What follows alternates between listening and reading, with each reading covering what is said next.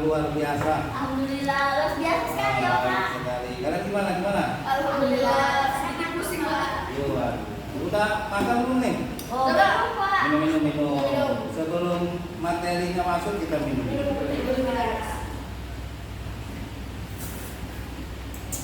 Luar biasa. Siapa yang buat nih? Saya Pak. Kameramen kita Pak. Oke, lanjut.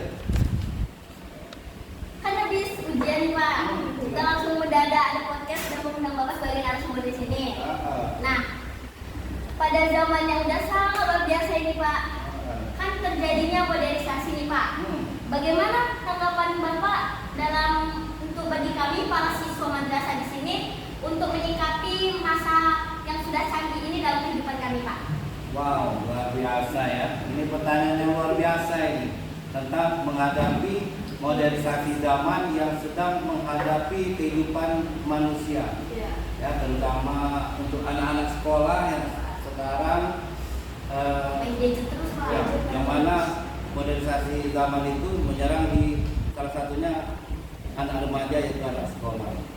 Nah, kalau cara menghadapinya itu perlu sangat kita perhatikan sekali. Ada beberapa di antaranya.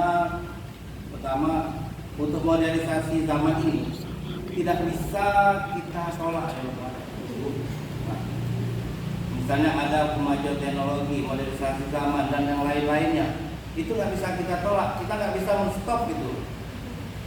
Nah, cuma bagaimana cara kitanya dalam menghadapi itu.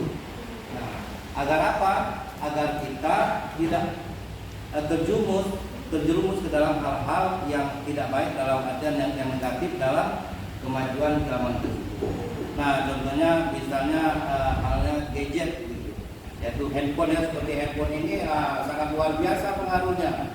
Nah, cuma di sini kita nggak bisa menolak kehadiran handphone.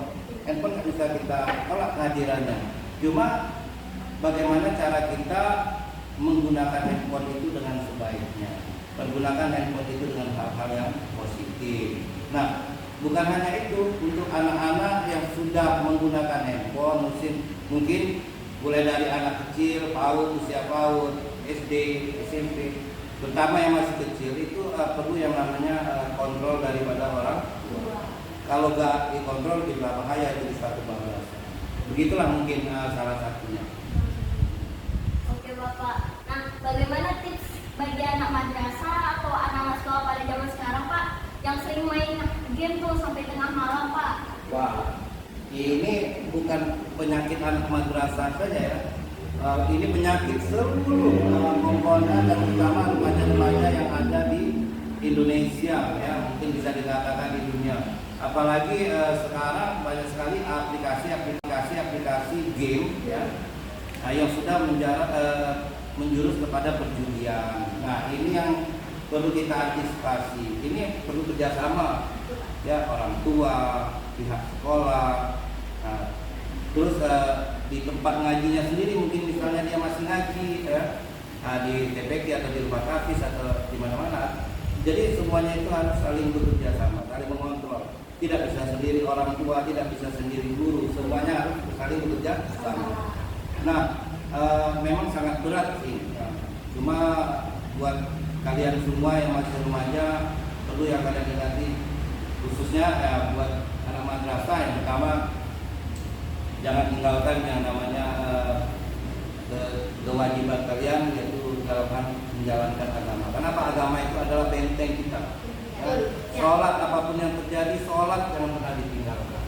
Nah, itu yang terpenting. Nah, lebih daripada itu, jalankan mana yang positif, jalankan mana yang negatif, ditinggalkan. Itu. Pak, berarti memang pada intinya kita itu harus menyaring segala hal tentang positif dan negatif Pak, ya kan Pak? Tetap menjalankan ibadah kita maupun dalam zaman apapun itu ya Pak.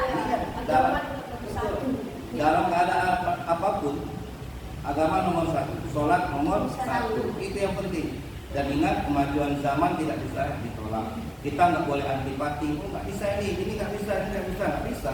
Ya, zamannya udah seperti itu. Nah, ya, jadi harus kita ikuti, kita jalani, tapi kita harus membentengi diri dengan iman dan takwa kita. Betul. agar kita terhindar dari hal-hal yang Negatif. Tepuk tangan dulu dong. Luar biasa banget jawaban Bapak ini. Diminum dong, diminum. Oke Pak, dilihat dari gaya berbicara Bapak tadi menyampaikan jawaban dari pertanyaan Janeta. Nah, Bapak udah berapa lama sih Pak menggeluti profesi sebagai guru? Alhamdulillah kalau untuk guru sudah 11 tahun ya, kurang lebih 11 tahun dari 2013. Terus dengar-dengar juga nih Bapak juga mengajar di salah satu universitas di Batam Pak. Kalau boleh tahu di mana tuh Pak? Ada di kampus ya, itu biasanya sore dan malam. Kalau bisa spill gaji Pak. Agak itu itu ya pricey, jangan bahas dulu.